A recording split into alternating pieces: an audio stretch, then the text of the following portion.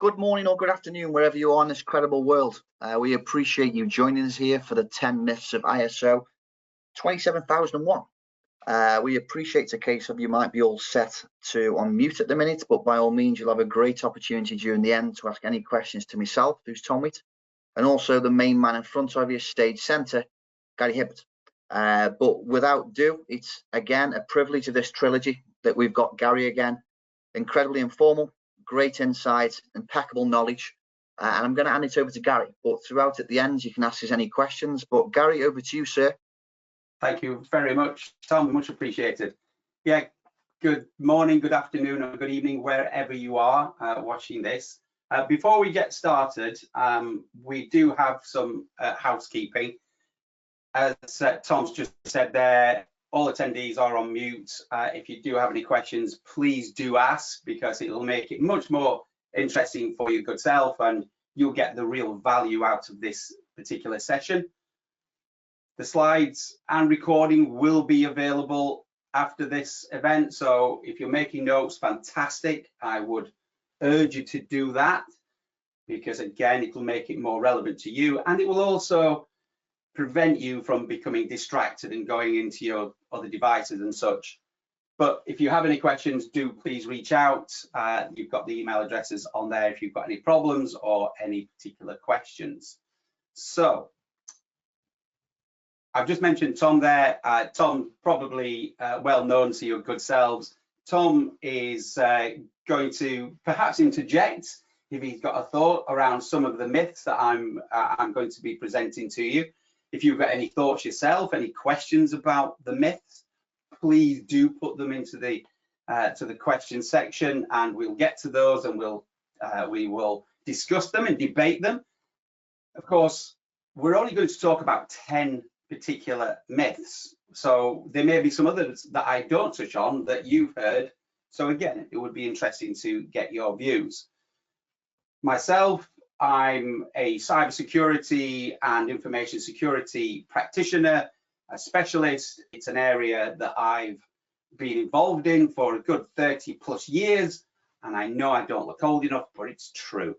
So I've been involved in this a long time and seen a lot of things, seen the world evolve and seen our interactions with it, and indeed the standards themselves, like ISO 27001. I was there at the very beginning, before it was an international standard, when it was just a British standard, and even before that, where it actually started as an embryonic set of controls from the UK government that then seeped out and became this international standard that all organisations, large and small, can implement.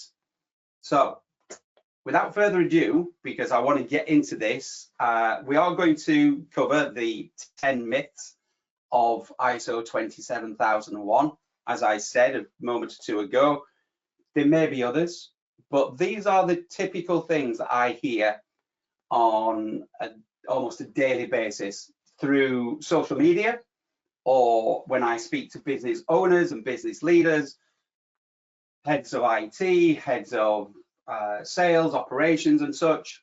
And you may have other experiences, but I would be interested to know what they are, because these are the most common ones that we see. So we're going to count down from number 10 down to number 1. So the first one that we hear most often is that it's too expensive, that implementing ISO 27001 is expensive. Now, it's an interesting one, this point about expensive, because of course there's an expense. My question to you is, what's the value that you're going to achieve out of ISO 27001? When I sit down with an organization and they say to me, Gary, we're thinking of achieving ISO 27001, we want to become certified, the first question I always ask is, why? What value will it bring to you? Because of course there is a cost to it. So when people say it's expensive, what they're actually meaning is, I don't see the value. I don't understand the value of it. And that's true of anything, right? I mean, let me give you a different view on this. A few months ago, my wife and I, we decided that we needed a new kitchen. And when I say my wife and I, my wife decided we needed a new kitchen. So we, of course, went hunting for a new kitchen. And we found the perfect kitchen, the right one, the right cost. We knew there was going to be an expense. But then layered on top of that became another question around who's going to install this kitchen. Of course, DIY, I could do it myself, but then I've got to go and get the tools. I've got to get the training and, dare I say it, get the skills, because I don't have any of those things. So there's going to be a real expense to doing that. Of course, there's a second option, and the second option is I could do it with some help.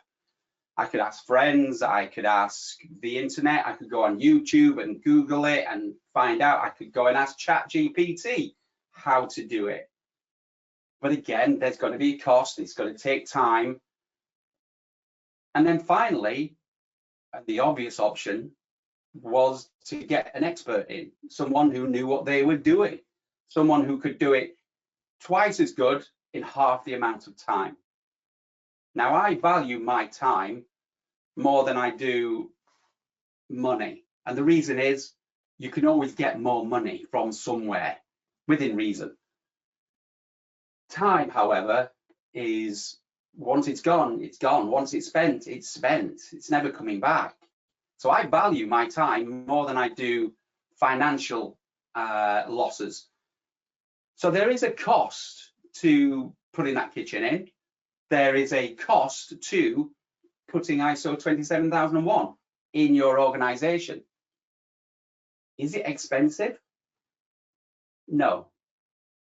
It depends how much help you need, where that help comes from. You might need a little help, you might need a lot of help, you might need to buy some tools and such, but there are tools out there that you can utilize. There are books, there are YouTube channels. We ourselves, consultants like us, have a YouTube channel. We also have created an app to help people to implement ISO 27001. So when people say it's expensive, I will ask them, well, how much help do you need?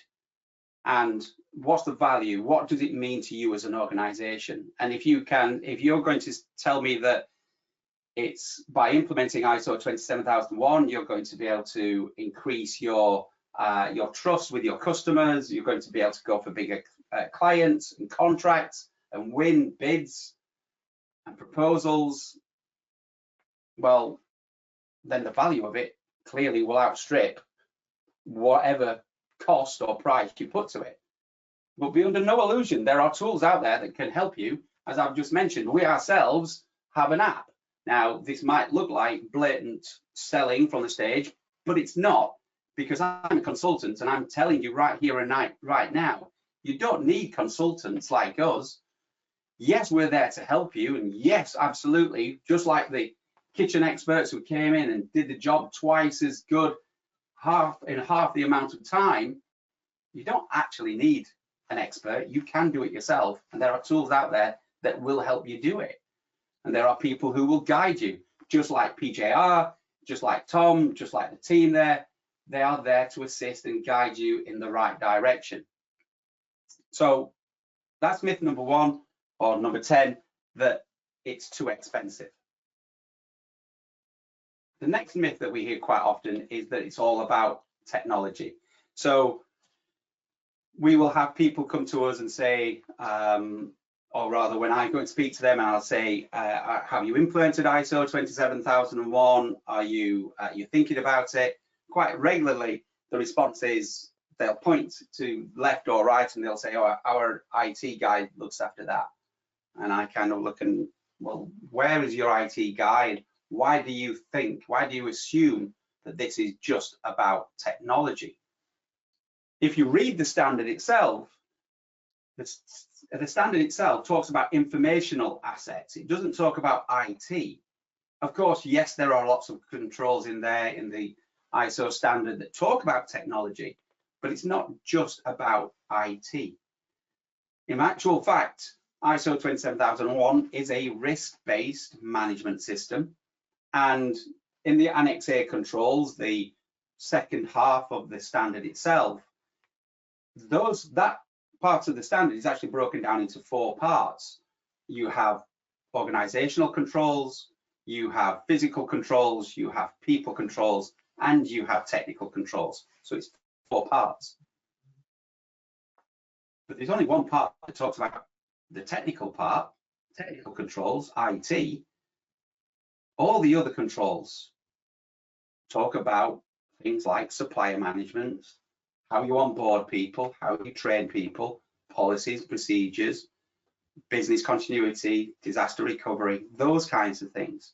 In fact, when we implement ISO 27001, we ask people just to consider what we call the 5 Ps, which is your people, your premises, your processes, your PCs, and your providers. So if you think of it in that way, again, PCs just means anything that's technical nature. But we are interested in the real risks, remembering it's a risk-based management system.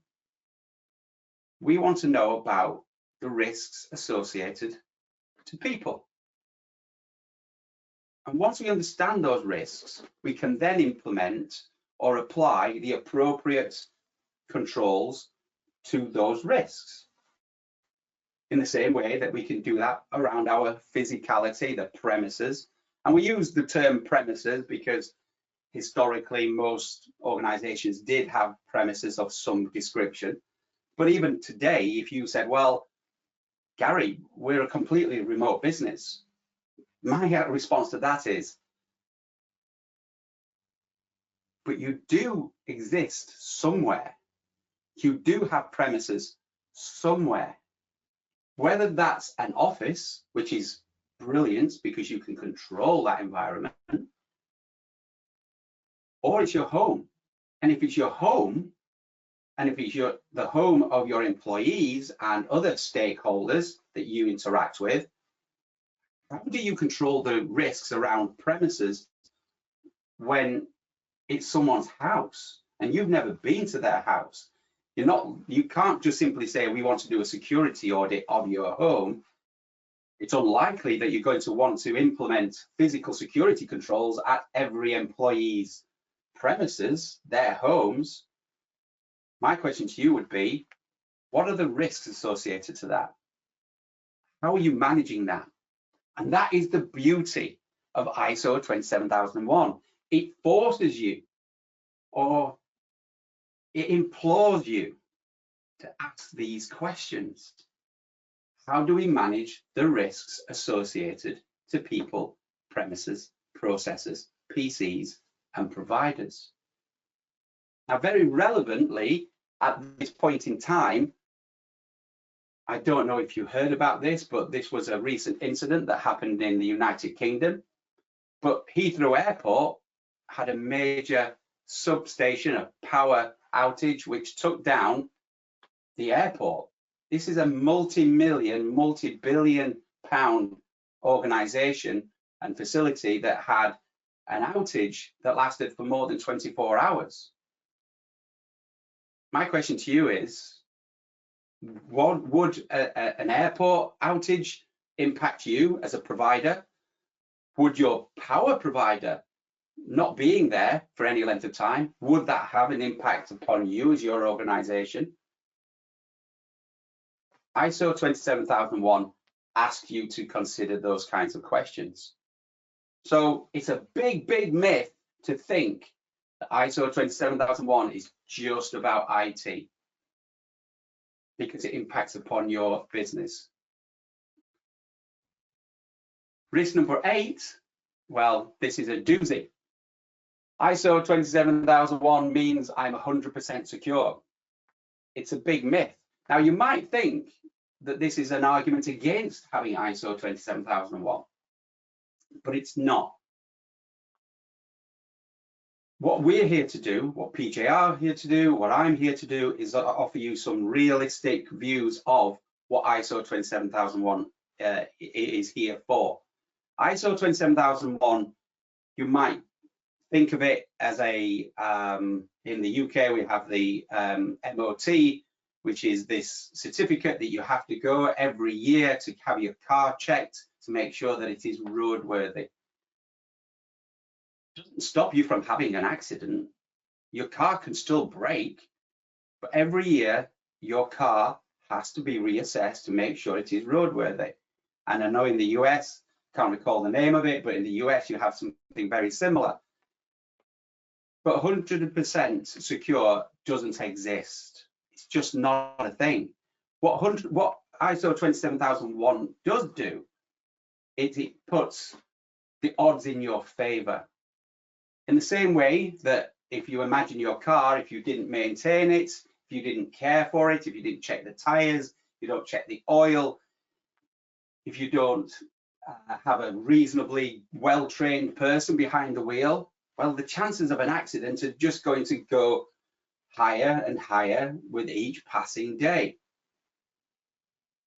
But having that MOT, having that certificate, having ISO 27001 in place, having thought about those risks and those issues means that you are much less likely to have a breach. So, as I said, you can't eliminate all risks. You can't guarantee that you are secure once you've got that ISO 27001 certificate in place. So this is one of those myths that I think is worth dispelling, because I don't want you to use ISO 27001 as a paper shield. It requires you to do some work, which is one of the reasons why the next myth is very closely linked to it. Many people will say, well, okay, I've achieved ISO 27001. Whew, that was hard work, Gary. We've got our new kitchen, we've installed it, we've put it in, it looks great, everyone's happy, nothing left to do. Of course there's things to do, because ISO 27001, just like the real world, is ever evolving and changing. The risks that you face on a day-to-day basis are always changing. Now remember, I've said it several times here, and I'm going to say it very slowly. ISO 27001 is a risk-based management system. You identify the risks associated to people, premises, processes, PCs, and providers. How many of those stand still? Think of your own world for a moment.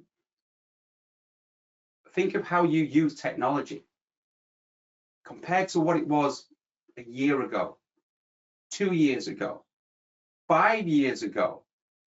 5 years ago, we were just entering into a global pandemic. The way we use technology today is different to the way it was used 5 years ago, compared to the way it was used 10 years ago, compared to the way it will be used in 5 years from now. It is always evolving, it is always changing. That's one of the things that keeps me coming back to this industry and to this world, because it's fascinating the way that we're using technology each and every day. It's a risk-based management system. And when we think about risk, what we're really thinking about here and talking about are threats and vulnerabilities. The threats that you face today aren't the same threats that you faced 6 months ago, a year ago, 5 years ago. The vulnerabilities that you have today aren't the same that you will have in a year from now, in 2 years from now, in 5 years from now. So ISO 27001 is not a simple fire and forget. It's not a one and done situation. You have to apply it every day.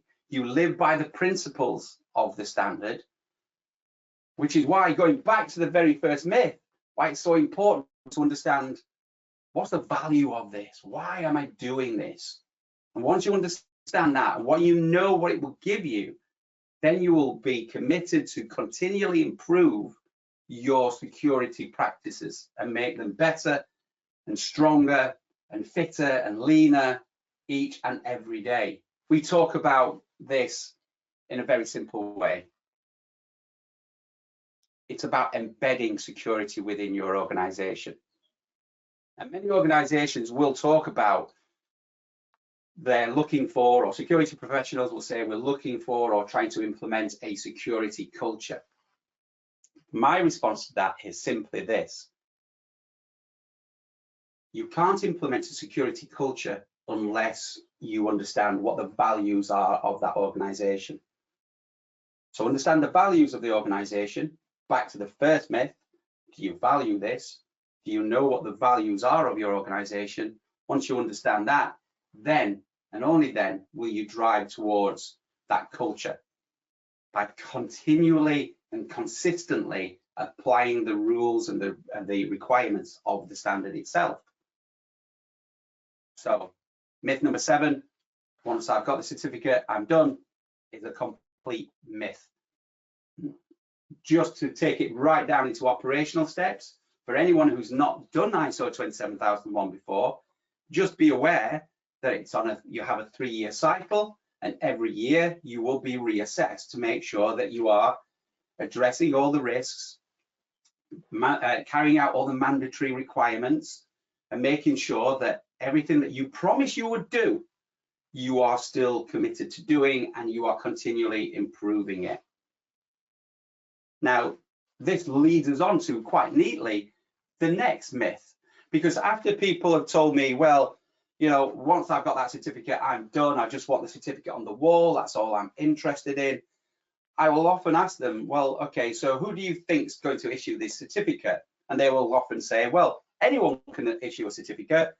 We've gone to this organization on the internet. We found these guys over here, and they've said that they will come in, help us implement the standard, and then they will issue a certificate.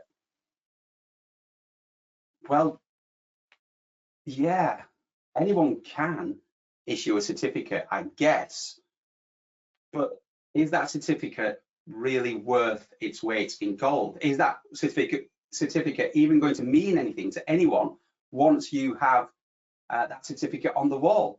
Now, PJR and other organizations, they are accredited by a recognized body. So PJR and other certification bodies have to abide by a certain standard, certain sets of rules. They have auditing guidelines, the way that they gather evidence, etc. The amount of time that they'll be conducting the audits is mandated upon them. So they have a rule of engagement, and irrespective of which cert body you use, they will all work in a very similar way. But people like PJR, these are the people that you need to be going to who will issue you with a standard, with a certificate that represents what that standard is about. And that is about quality, it's about assurance, it's about trust. So yes, when people say to me, anyone can issue a certificate, I will respond and say, well, it's a myth that anyone can provide a certificate that is worth anything. So I guess this is a kind of, as we meet halfway through the myths, this is a bit of a half truth. So when we're talking about 27001, it's important to recognize that there's a lot of work that does come into play, that there are things you have to do, which leads us on to the next myth.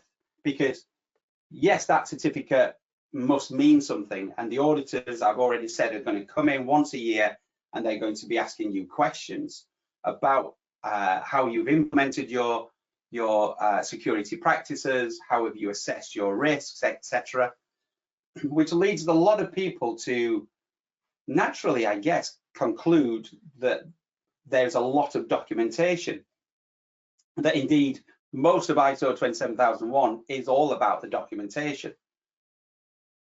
It's a myth based on the fact that, back to what I said earlier, this is a risk-based management system. What auditors are looking for, what cert bodies like PJR are looking for, is they're wanting evidence that you have implemented the controls in an appropriate way for your organization. And how you evidence that? Yes, oh, absolutely. There are some requirements that are mandatory documentation. So it will state within the standard that you shall document certain policies or certain procedures, but it's far less than a lot of people think. Now, again, back to my analogy of kitchens, you can see this scarred me deeply.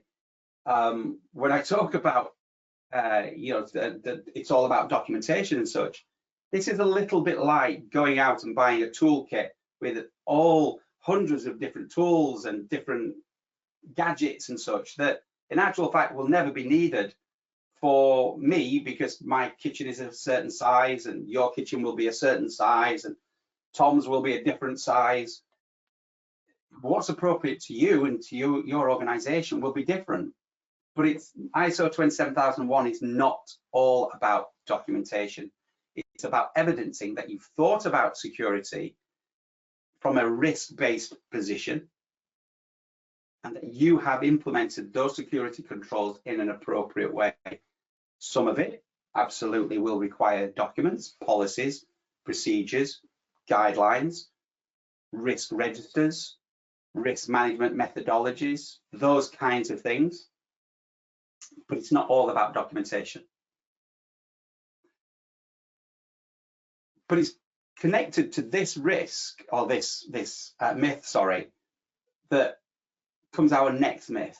And many people will say, well, the reason I've not done ISO 27001 is because it's all about documentation and I'm a small business and I really don't have time for it. And it's just going to slow me down. Well, okay, ISO 27001 kind of does slow you down in the same way that brakes slow you down on a car. How many of you now would be happy to do away with your brakes on your car because it slows you down? Hands up, anyone? No, me neither. I like my brakes, keeps me safe, make sure that I'm doing the right things. Slowing down is not a bad thing. ISO 27001 requires you, yes, to take a look at your business in a mature way, risk-based manner, so that you understand where the issues might be in your organization, what might cause you an accident, what might cause you an incident. ISO 27001, in some respects, I describe it as a quality management system told through the eyes of security. It requires you to take a look at your business and your organization and ask, what could prevent us from being here tomorrow? What could cause us an incident or an accident? ISO 27001, dare I say it, it's about growing up. Your business is growing into something new. And in order to do that, you have to take a look at the way that you operate, what you do, and how you do it. Now, it does not mean that you have to document everything. Back to the previous myth. You don't have to have a process flow for every single process in your organization. Even in ISO 9001, which is the quality management system, doesn't require you to have a process flow for everything. But what 27001 expects you to do is to understand where the risks are and then put in place appropriate documentation and evidence and measures to prevent an incident occurring and accidents happening. And that's how you stay safe. So ISO 27001 isn't about slowing you down. It's about keeping you safe in exactly the same way that brakes aren't there to slow you down. They are there to keep you safe.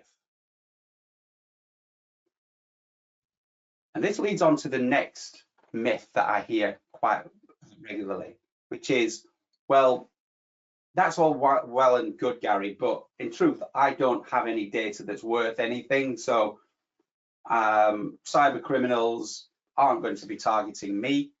So why implement ISO 27001? These all these security controls that you've mentioned, people, premises, processors, PCs, and providers. Sounds very complex. I don't really have anything that's worth stealing.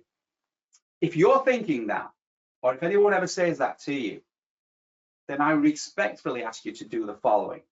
You can do this now. This is an exercise for you. If you are of the mind that says, my data isn't worth anything, could I ask you to pick up your phone right now, unlock it,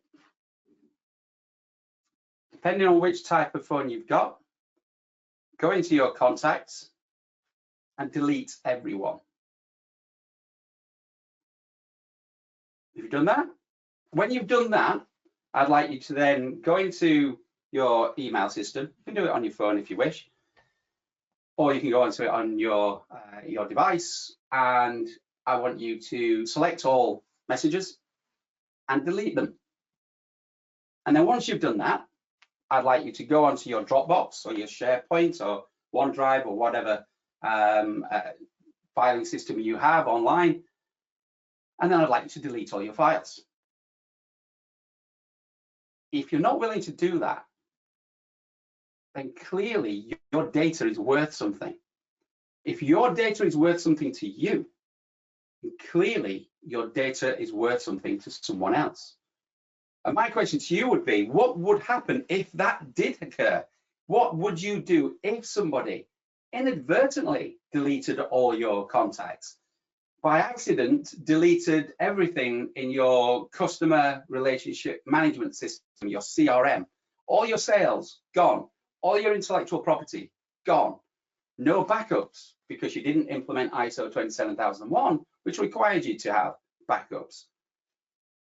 If all of that went today, how damaging and problematic would it be to you and the people that you serve, your customers, your stakeholders?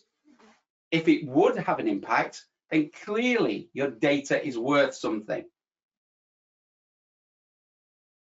But of course, this takes us on to the next myth, and we're almost at the top now. I really struggled with this next myth because I didn't know whether to put this one at the top, but it's close enough. But it neatly follows this question of my data isn't worth anything. And that myth is simply this. But Gary, you talk about cyber criminals. Well, it'll never happen to me. Why would a cyber criminal be coming after me? Well, of course, I don't know who is watching today. I don't know if you're a small organization. I don't know if you're a huge organization. But what I would say to you is this. ISO 27001 requires you to consider risks, threats, and vulnerabilities. Again, I'm going to ask you a question. Have you ever sent an email to the wrong address? Have you ever lost a laptop, mobile phone, maybe a file? Maybe you've sent a letter to the wrong address. If any of these things have ever happened, then that is either under the definition of ISO 27001, a security event or a security incident. And depending upon the magnitude of that data that was lost on that device or sent to the wrong address, that's also a data breach. So when people say to me, it will never happen to me, my response is, are you saying you'll never, ever have an accident? Are you telling me you will never, ever make a mistake? Because I know that I certainly have. And I am super vigilant about what I do. But I've certainly lost devices. I've certainly lost emails or sent an email to the wrong address. But luckily, the data that was involved wasn't of a significant nature. But I was able to quickly identify it. I knew exactly what to do as per my ISO 27001 incident response protocols and process. I knew exactly what to do. Now, depending upon the size of your organization, you might be saying, well, that would never happen to me, Gary. I am never going to have an incident. I have never made a mistake. Well, great. I applaud you. But what about your team? What about your staff? Can you be so sure about them? And one of the other things I would actually say to you is simply this, which is it takes us on to our number one myth, which is that people will say to me that we're too small for ISO 27001. And it's very closely linked to the myth number 2, as I just said, is that people say, well, look, why should I bother with ISO 27001? We don't have anything worth stealing, myth number 3, and it's never going to happen to me. Cyber criminals wouldn't target me, and I'm only a small business, so why would I bother? My response to that is cyber criminals are targeting small organizations primarily because you are a small organization. Because you're a small organization, they know that you are unlikely to have invested. Remember that word, invested in the values of ISO 27001, myth number 10. They think that you are unlikely to have invested in ISO 27001, and therefore they're much more likely to target smaller organizations. But this myth here, the number 1 myth, ISO 27001 is not for small companies. We've implemented this standard in a company that had 1.5 people. Now you might be wondering why I'm saying 1.5. It was the way that they described themselves, and the half was the full person was the director, and she ran her own business, and the half was her husband who worked part-time for her. So she described herself as, we're just 1.5 people. But interestingly enough, the thing that she had done, the systems that she'd put in place, the app that she created was phenomenal, but it was processing incredible amounts of personal data and information. So she needed ISO 27001 because she was going for investments from stakeholders and shareholders and VCs, venture capitalists. So she recognized the value of this. Back to myth number 10. So all of these myths that we've just gone through are intrinsically linked to one another, and we hear them time and time again. But hopefully through this presentation, I've managed to dispel these myths and make them a little bit more, well, easy to understand and to debunk. Here they are again in summary for you. People say it's expensive. Well, it's only expensive if you don't see the value. It's all about IT. It's about people, premises, processes, PCs, and providers. It means I'm 100% secure. There's no such thing. Once I've got the cert, I'm done. It's about continual improvement. It never is a fire and forget situation. Anyone can issue a certificate, sure, but not all certs are the same. It's all about documentation. It's about evidencing how you've implemented 27001. How can you evidence trust in this digital world? How do you evidence that you have digital trust? It'll slow you down. It reduces accidents and incidents. It doesn't slow you down.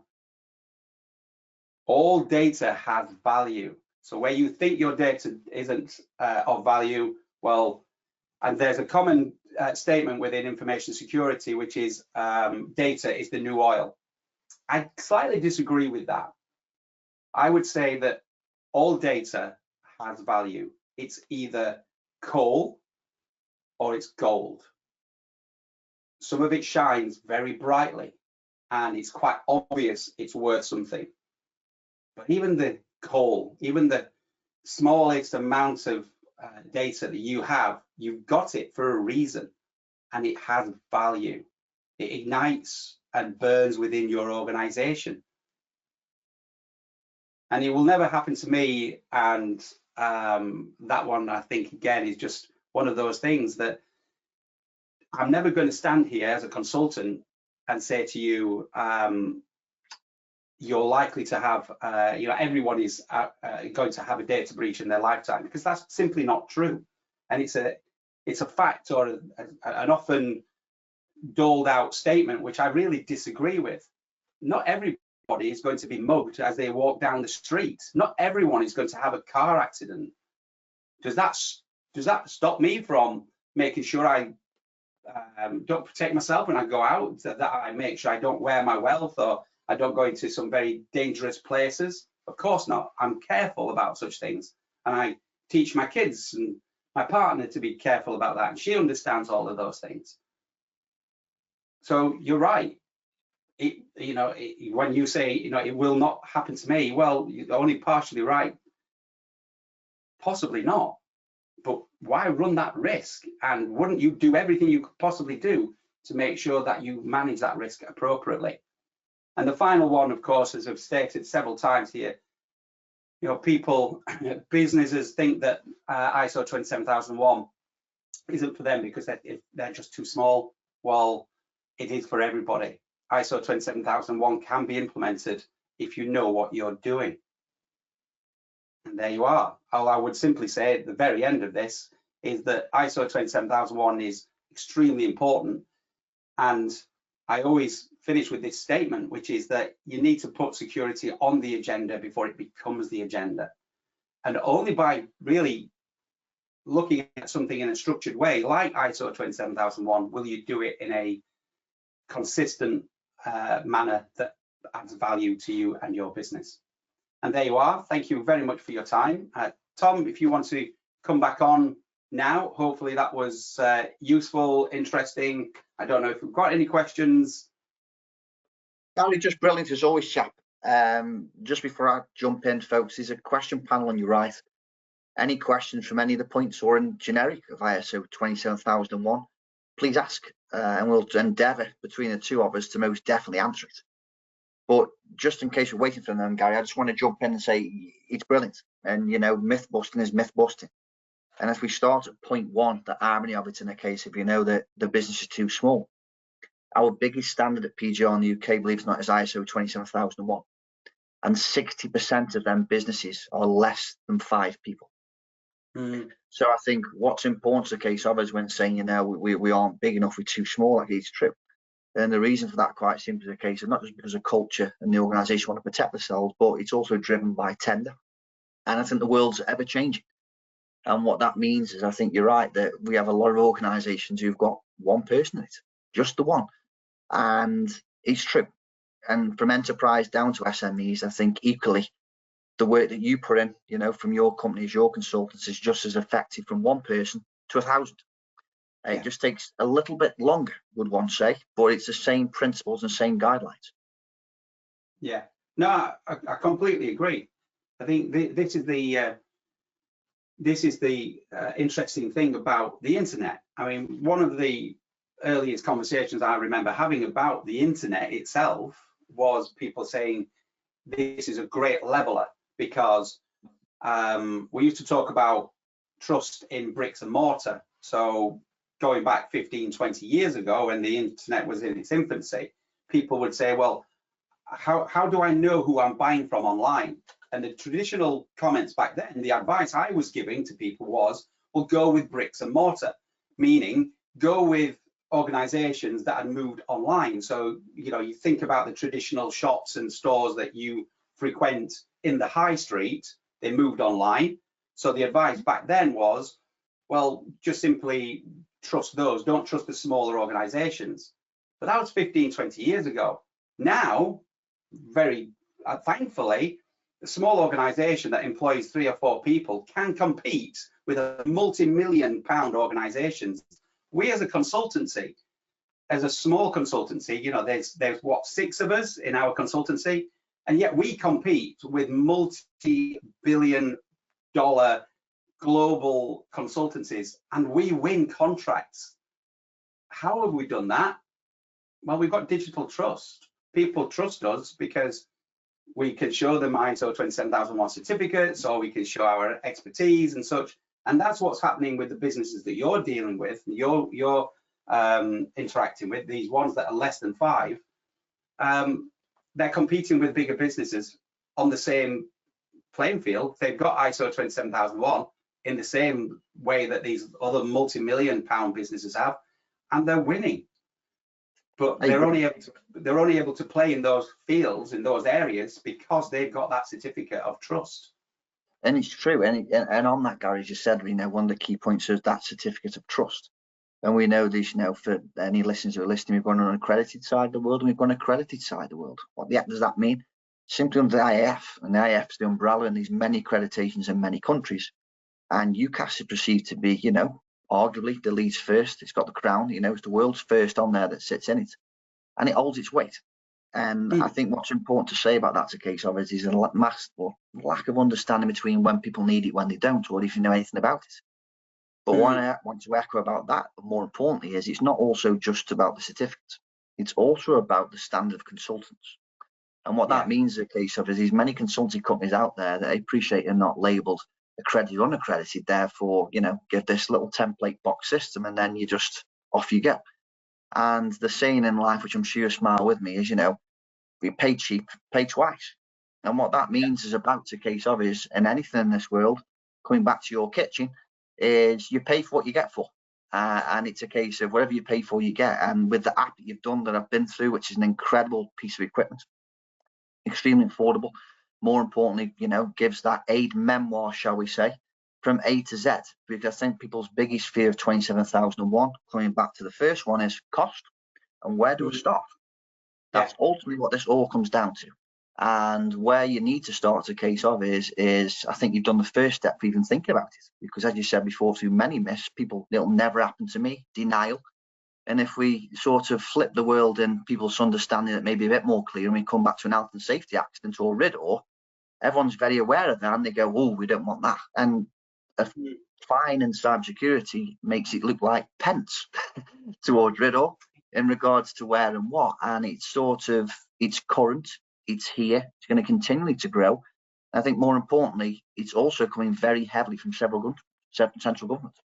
Yeah, actually, that's a really good point, and something that we've not really touched on in these myths. But the value that it brings, right, for that very first one is it's expensive. My question to you would be, well, what would be the cost of you not doing this? Now, as you've just said there's, especially in the United States, there's a lot of laws that are now pending and coming through, all dealing with data protection. And you have to demonstrate these regulations typically are what are known as outcome focused regulation. So they won't tell you how to do it, they'll just tell you what they expect. So the easiest one for me to quote, in the United Kingdom, we have GDPR, the General Data Protection Regulation, and that talks about one of the principles is that you will treat data fairly, lawfully, and transparently. Well, how you do that is up to you.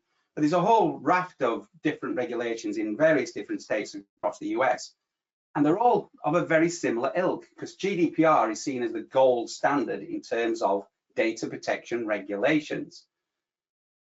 So my question to everyone here is, when you are being asked to evidence that you are treating data with respect, that you are securing that data, that you are handling data sensitively, how do you evidence that? Well, the obvious answer is we've got ISO 27001 and we abide by the regulation, the standard, and therefore this standard itself abides by the regulations requirements, and it's continually improved, it's continually assessed by organizations like PJR. It's evidence-based. It's the value that is right there, the compliance. If for no other reason, it's giving you what you need to be able to comply with the laws of the land. Yeah. And Gary, I think you're spot on. And I think another myth, just to add to it, not to add many more with the ones we had, is you bang on that, this is about a compliance stage.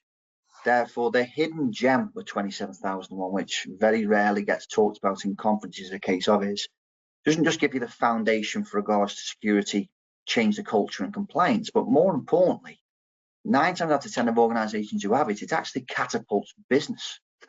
It makes the team grow, it makes the organization grow, it increases the revenue.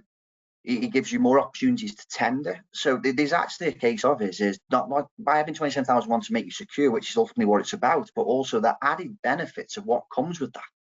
And many organizations and clients that come to PGR want to getting certified, and when we go back on a surveillance audit, and for the people, obviously, as Gary explained before, that 3-year cycle on years 2 and 3, there's very much about a case of is the first question that we ask, which we have to mandatory, is, can you please confirm your employee count's the same? And you'll be amazed how many organizations at year 2 and 3 always have an increase in employee count. And when we come back and go, why is an increase in employee count? It's because they ultimately say is, not only is 27,001 give us that security, but it's also catapulted the business. Yeah, I think that's a really, and again, that's a really good point, is the value, back to myth number 10, which is, it is the cost of it. There's an expense, but yes, it's the value is there, and it's going to allow you to win tenders and bids, and you're going to be able to go toe to toe to some of your competitors, and it allows you to catapult your business forward. And funnily enough, when people say it slows you down, if you know anything about motor racing, and I know a little, I'm not an avid fan, but I know a little about drivers and how they approach driving in motocross or on F1.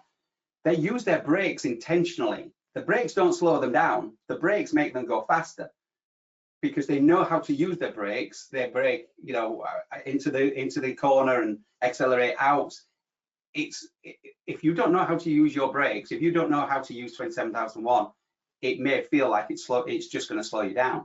But if you do it intelligently, actually, it will, using your words, catapult you forward ahead of the competition and allow you to win. And you're right, it's an absolute no-brainer for me. And I think as a standard, and regarding the ISO library of them, it's most definitely one that's just going to rapidly continue to grow. And absolutely. I appreciate within the group we haven't had much questions, which isn't a bad thing, Gary. I'm guessing you've answered the majority. It's never a bad thing in regards to questions, but yeah, I want to wrap it up, and ultimately, as a case say, there's the man there in front of you, the man, the myth, the legend. He's incredible at what he does, and I'm very much gravitated towards people that are transparent, back straight, and more importantly, have a passion to do what they do. And that's just not a tick box exercise, but ultimately add value, improve, and see the business grow with them. And I think that echoes from consultants like us and PGR. We're all customer focused, and ultimately getting right to what's right for you. But there's a QR code there for Gary. By all means, link in. Don't worry. This webinar will be recorded. It'll be updated and uploaded on the PGR website, and also circulated via email. And for them who couldn't make the webinar, no fear at all. It'll also be posted out. But if you've got any questions, by all means, outside of this, Gary is the man. And quite simply, give him an email. I think a case of, in regards to any questions, he's a man who'll answer anything, even if it's outside of the standard at times. So, absolutely. But any closing lines from you, sir? No, just to echo what I said earlier, that when it comes to security, you need to put it on the agenda before it becomes the agenda. Don't leave this just to chance. It's about making sure that you approach it in a systematic way, and I will leave it at that. Gary, legends. Keep smiling, sir. Keep them waistcoats strong, and I'll see you soon, buddy, and all the best. Take care, all. Good evening, good night. Take care. Bye-bye. Bye.